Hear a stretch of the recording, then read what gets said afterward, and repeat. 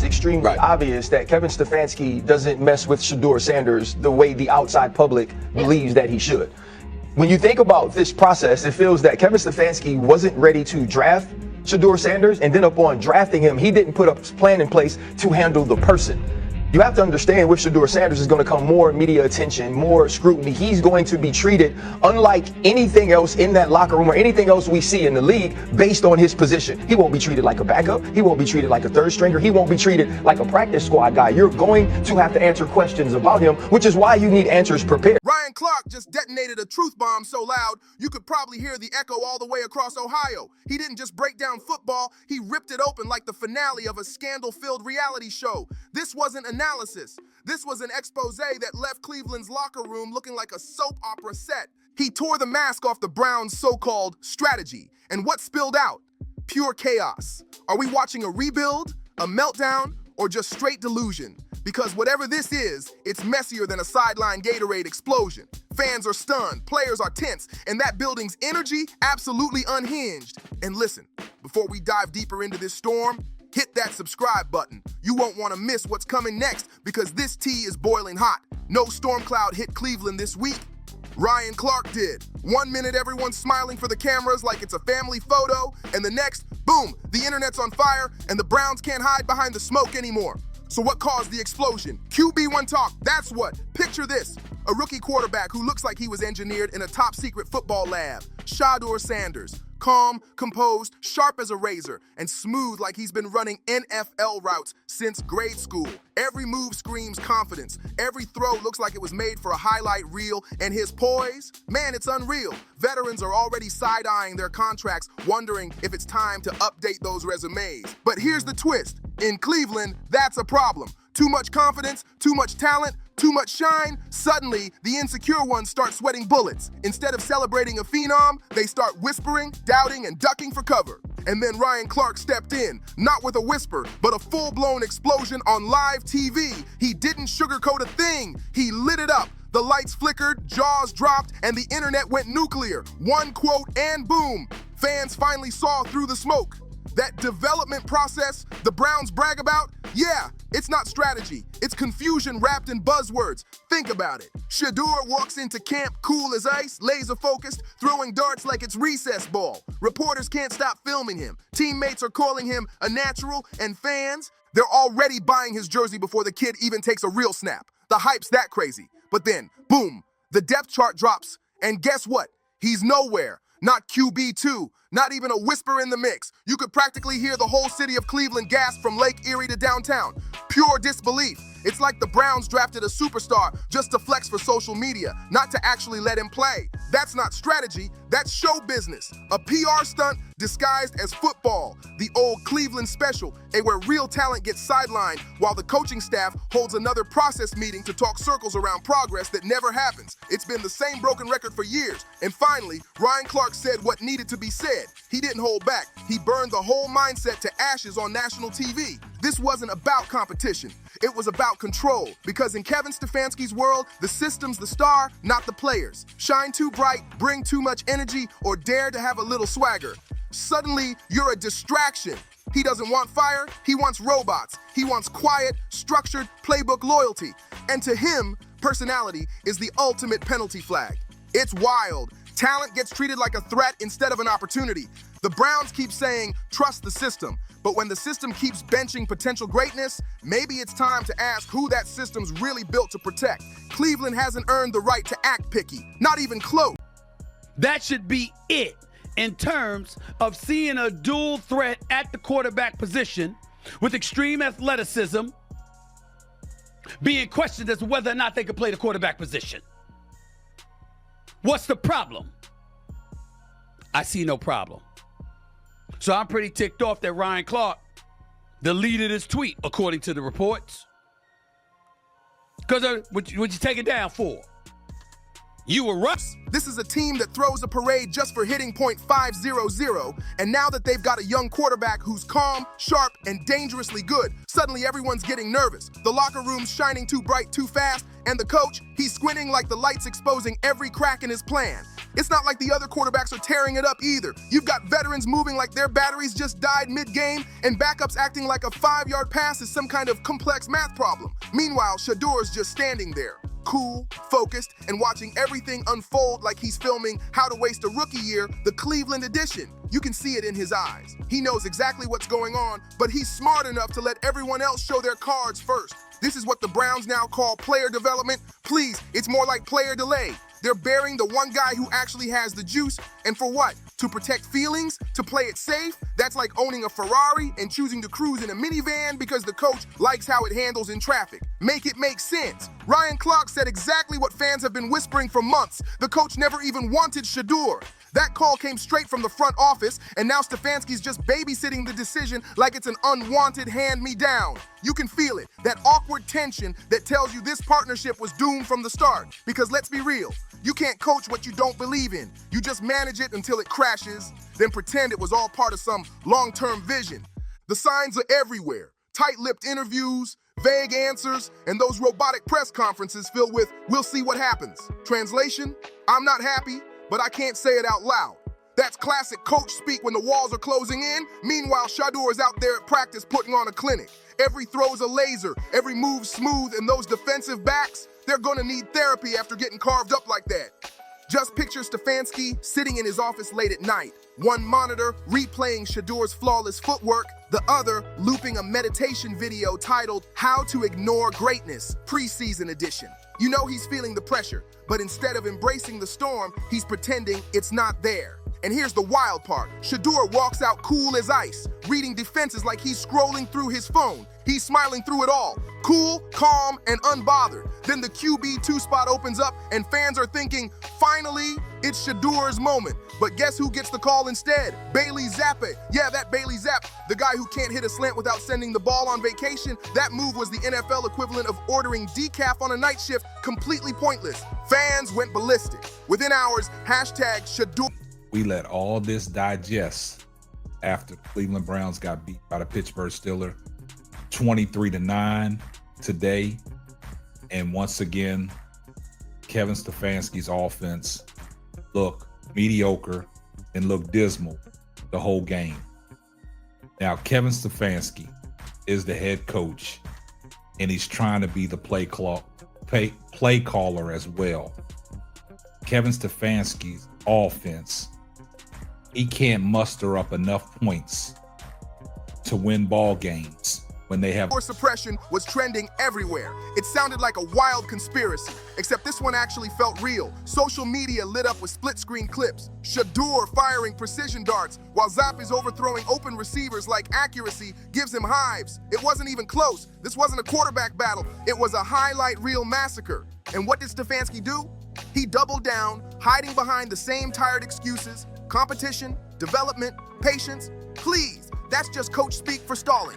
Because when that seat starts heating up, the safest move is to act like you're playing 4D chess while the rest of the league's already packed up the board and gone home.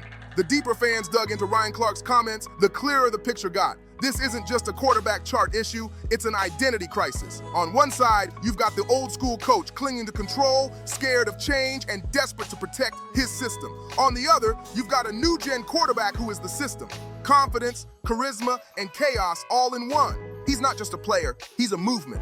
Shedeur was raised in the Shedeur Sanders ecosystem where swagger and discipline don't clash. They coexist. That mix of confidence and control is what defines him. He's built for the spotlight, not scared of it. But Cleveland, man, they still don't get it. The spotlight isn't the enemy. It's part of the job. When Shedeur walks into a room, cameras just gravitate toward him. But coaches like Stefanski, they can't stand that. They don't want stars. They want soldiers. They don't want energy. They want obedience. They'd rather win quietly than deal with someone who trends just for showing up at practice. So instead of adapting, they resist. They tell themselves they're protecting him, but protecting him from what? From the success he's already earned? From attention he's worked his whole life for? Because from where everyone else is sitting, it looks a lot like Cleveland's protecting their comfort zone, not their quarterback. The Browns act like success is some kind of threat. like the end zone might explode if Shedeur actually reaches it. Meanwhile, Stefanski can barely bring himself to even say Shedeur's name in press conferences. Reporters ask about the quarterback situation, and suddenly he starts speaking in riddles. Process, competition, evaluation. It's like watching someone dodge the truth in real time. Then when they hit him with the real question, will Shedeur get more reps? He gives the same tired line every time. We'll evaluate in due time. And in Cleveland, due time usually means right after it's already too late. Ryan Clark saw right through that smokescreen, and he torched it. He said exactly what everyone inside that building's been thinking, but is too scared to say out loud. Leadership without belief is just what they talking about. And then there was the one man standing that was telling you what it was from the get-go. You see, the Cleveland Browns get smoked by the Pittsburgh Steelers. And it wasn't even close. It wasn't even close. And I told you what it was going to be. It was nasty work. But now, it is now time to finally dig the hole and bury it. Finally time to get everybody out the way. And I'm going to do this one time and one time only, because you thought you could take charge of noise. You can't motivate a team when everyone knows you're ignoring the most talented guy in the room. Eventually, players stop buying in, and once that trust evaporates, it doesn't matter how many laminated playbooks you've got, the whole season's already cooked. Then came the Kobe comparison, and wow, it hit like a sledgehammer. Clark brought up young Kobe, confident, fearless, and fiery, and how some coaches back then tried to humble him before letting him rise. Sound familiar? That's the same energy happening right now in Cleveland. Some of these old school coaches still think the only way to earn respect is to make a prodigy crawl before he walks. But that's not development. That's ego disguised as mentorship. Some players don't need to be broken down. They just need to be set free. And Shedeur, he's one of those players. The Browns are playing a dangerous game, pretending they don't see it, like they can just tuck that kind of talent behind closed doors and hope nobody notices. But everyone sees it now, and the longer they deny it, the louder it's getting. Guys like him don't need to be managed. They need to be unleashed. And the wildest part, the Browns seem genuinely confused about why fans are losing their minds. Like, how do you miss what's right in front of you? Ryan Clark didn't just talk football, he cracked open something way bigger. He exposed how ego can choke out greatness, how some coaches treat confidence like it's a crime, and how a team can brag about culture while quietly suffocating its own future. When Ryan dropped that take, it was like someone flipped on the stadium lights in the middle of a cover-up. Suddenly, fans, analysts, even former players started connecting the dots. The strange roster calls, the cold press conferences, the awkward sideline energy. It all started to make sense. Cleveland wasn't confused. They were afraid. And then came Shedeur Sanders. Not directly, of course, but with one of those classic cryptic posts that sound half like scripture, half like a warning. Everyone knew who Deion was talking about. There was no guessing needed. And let's be real, the last thing you want is Shedeur Sanders and social media teaming up on a narrative that's against you. That's a storm, no people. Man, some things that Kevin Stefanski is saying and the way he's going about things, some things are just not adding up. And Ryan Clark of ESPN basically exposed Kevin Stefanski this morning on Get Up. He had a very interesting take on Kevin Stefanski's motive. Also, this is all surrounded around naming Joe Flacco QB1. PR department can stop. Then came the avalanche. Hashtags exploding everywhere. Hashtag free Shedeur. Hashtag let him play. All over timelines, all over ESPN, all over the internet. It wasn't just a trend, it was a movement. Old preseason clips started flooding the feed. Perfect throws, calm pocket presence, flawless footwork. The kind of highlights that make fans yell, "How is this guy not starting?" Every replay just made the Browns look worse, like they were hiding the best part of their own show. Next thing you know, analysts are speculating trade scenarios like it's draft night 2.0. Imagine that. The Browns front office sitting in meetings watching ESPN while the rest of the league's already drawing up trade packages for their benched rookie. That's not player development. That's a countdown clock ticking louder and louder every single week inside that locker room. And that silence, It's starting to speak volumes. Reports say players are side-eyeing decisions, whispering that Stefanski's overthinking everything. Some think it's only a matter of time before he loses the locker room entirely. It's the warning before the break. Once the fan base starts chanting your name, that noise doesn't stay in the stands. It seeps into the locker room, into meetings, into every single decision. This isn't some rookie quietly waiting his turn. This is a storm building pressure by the second. And when it finally hits Cleveland, oh, they won't just feel it. They'll remember it. Stefanski's biggest problem right now isn't just a quarterback dilemma, it's perception. The Browns are standing at a crossroads, and whichever direction they turn, danger's waiting. Start Shedeur, and you're admitting you were wrong from the start. Keep him benched, and you're not just risking losses. You're risking the locker room, the fan base, and whatever shred of credibility that coaching staff still has left. It's a lose-lose wrapped in bad optics, and the whole world's watching. Press conferences are starting to look like hostage videos. Tight smiles, forced optimism, and eyes that scream, "We're drowning." It's uncomfortable to watch because you can tell. The pressure's eating the building from the inside out. And here's the wild truth. Ryan Clark didn't cause this team. I don't buy that. They're not that bad. And right now they look as bad as any team in the league. On offense, they're the worst team in the league. The worst team in the league. You've got the best back in the league, okay? The offensive line play. There's KT Tunstall on the Sunshine Boys. This guy sucks. Can we put somebody in there? You know, I mean, I get it. They're lacking at wide receiver. They don't have a left tackle. That's a problem. The talent's not good enough to really win. But when it's chaos. He just ripped the tarp off it. He reminded everyone what real leadership looks like. Belief, trust, and opportunity. Those aren't buzzwords. They're the foundation of every winning team. He exposed what everyone's been too scared to admit. This isn't about football mechanics anymore. It's not just about football anymore. It's about control. A coach trying to steer a story that's already left the station without him. Meanwhile, every other team in the league is circling like sharks, watching Cleveland fumble the bag in real time, because they all know. The second that door cracks open and Shedeur steps onto another team's field, starts carving up defenses, and drops dimes like it's nothing, it's over. Cleveland will be left muttering the most Cleveland sentence ever. We had him, and we blew it. That's the nightmare no one in that building wants to face, but they're walking straight into it. This whole saga has turned into a masterclass in how not to handle young talent in 2025. Quarterbacks today aren't just players. They're brands. They're walking headlines, jersey sellers, ticket movers, the heartbeat of an entire franchise. Every snap they take can shift a narrative, boost a market, or ignite a fan base. And in this new era, coaches have two options: evolve or get left behind. But right now, Stefanski looks like he's trying to fax in a game plan while the rest of the league's out here sending holograms. The game's moving forward, fast, and he's still clutching his clipboard like it's 2005.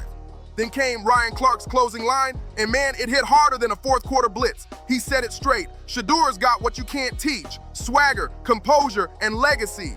And if they keep this up, patience is going to be the only thing they have left, because every minute they spend holding him back, the rest of the league's already racing ahead without them.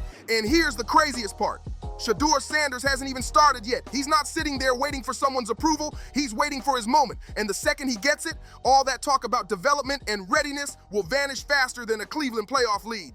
That's when the truth's gonna hit hard. The Browns didn't need to mold him. They needed to trust him. He's already got the tools, the mindset, and the fire. All they had to do was get out of his way. But instead, Cleveland's juggling excuses like they're trophies while the rest of the NFL's watching with popcorn in hand, waiting for the inevitable. Because deep down, everyone knows exactly how this movie ends.